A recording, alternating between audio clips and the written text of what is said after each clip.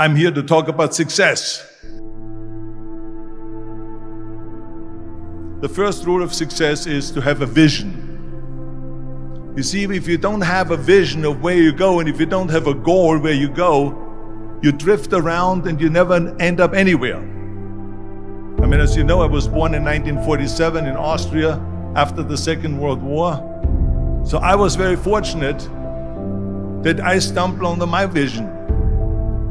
And I didn't really like Austria when I grew up. I couldn't wait to get out of there. I couldn't see myself becoming a farmer or a worker in a factory or anything like that. Even though my parents wanted me to stay there and have a normal life. But that was their vision, not mine. My vision was totally different. I felt that I was born for something special, for something unique, for something big. Then one day I went to school. I remember I was 11 years old, and they showed a documentary about America. And there they showed in this documentary the huge skyscrapers, the high-rises, the huge bridges, the 6-lane freeways, and all of this stuff. And I said to myself, that's where I want to be. I don't want to be around here with these little farmhouses and these little buildings. I want to be in America. One day after school, I walked by a store in Graz. So I went inside and I looked around, and then I saw a magazine. I saw a bodybuilding magazine that had Reg Park on the cover. Reg Park was then a 3-time Mr. Universe. And I saw him on the big screen as Hercules. I read that and I said to myself, wow, this is the blueprint for my life. This is exactly what I want to do. I want to become a bodybuilding champion just like Reg Park. I want to get into movies just like Reg Park. And I want to make millions of dollars and be rich and famous just like Reg Park. Do you know how great it felt that I knew where I was going? Imagine the majority of people don't know where they're going. I knew where I was going, that I'm going to become this bodybuilding champion just like him. So it was just a question of how do you do it? I was so relieved, because when you have a goal, when you have a vision, everything becomes easy. So people always ask me, when they saw me in the gym in the pumping iron days, they say, why is it that you're working out so hard?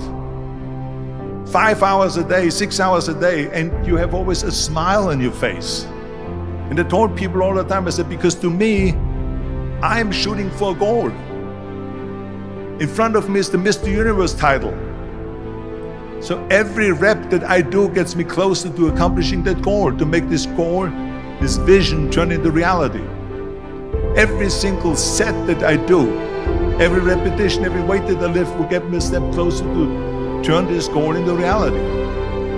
So I couldn't wait to do another 500-pound squat. I couldn't wait to do another 500-pound bench press. I couldn't wait to do another 2,000 reps of sit-ups. I couldn't wait for the next exercise.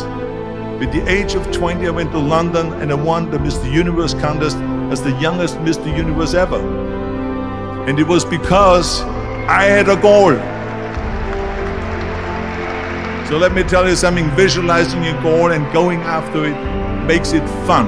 You got to have a purpose no matter what you do in life. You got to have a purpose. 74% hate their job in America. Now, this is not much different when you come to Europe. The majority of people don't like what they're doing, because they're really not doing it because they didn't have a goal and they followed this goal.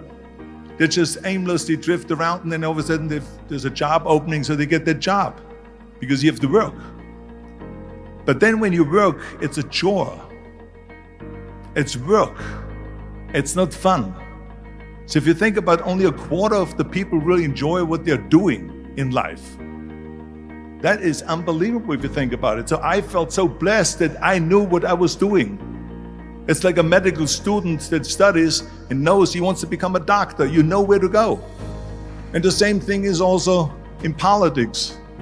I remember that in politics, I had a very clear vision that I will be the leader of California.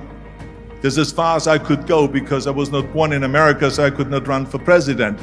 So being the governor of the fifth largest state, the largest state, the fifth largest economy in the world, was for me really the ultimate title, the ultimate accomplishment in politics. So even though people came up to me and says, why don't you go and run for something smaller, you're never gonna make it. I ran for governor, and then 2 months later I became governor of the state of California. Again, because I had a very clear vision what I'm gonna do with California. So that's rule number one, have a vision. Rule number two is, don't listen to the naysayers. Don't listen to the naysayers.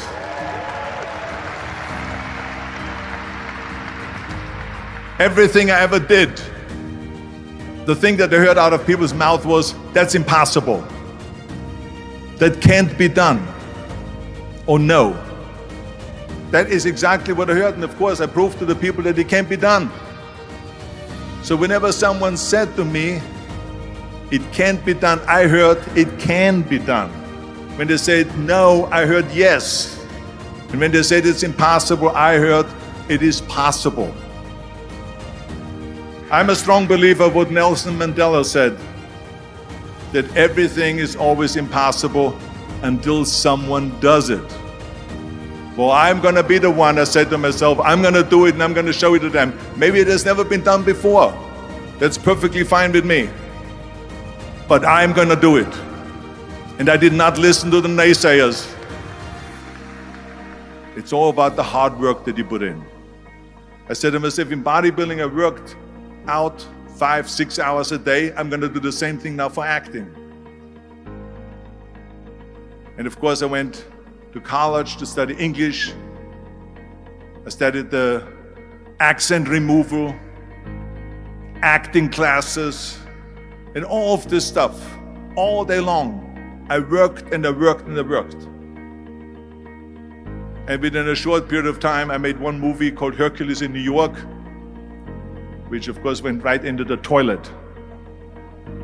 But it didn't discourage me. I still had the same vision. And then all of a sudden I did Streets of San Francisco. I did Stay Hungry and Pumping Iron and The Villain. And then all of a sudden I was asked by Dino De Laurentiis and by Universal Studio to star in Conan the Barbarian. And after I did Conan the Barbarian, the director at the press conference said to the press, the director was John Milius. He said to the press, if we wouldn't have had Arnold, we would have had to build one. So think about that. The very body that they said can never be sold because the time is wrong. A few years later, I'm doing Conan the Barbarian, and it was the #1 hit at the box office when it came out in the summer of '82. Think about that. And the director says, if we wouldn't have had his body, we would have had to build one. So all of a sudden, my body became an asset, not a liability. And the same thing was with Terminator. After we were finished filming Terminator, Jim Cameron said to the press, if Arnold wouldn't have had that accent and talked like a machine, I think the movie wouldn't have worked. So think about that. The body and the accent that they attacked was an asset. But I didn't listen to those losers. I didn't listen to them at all. It's just the reality of it is that you cannot listen to the naysayers. So this is a very important lesson for all of you. So when someone says, no, this is a stupid idea, you in your mind, you don't have to say it, but in your mind just say to yourself, you're an asshole. What do you know?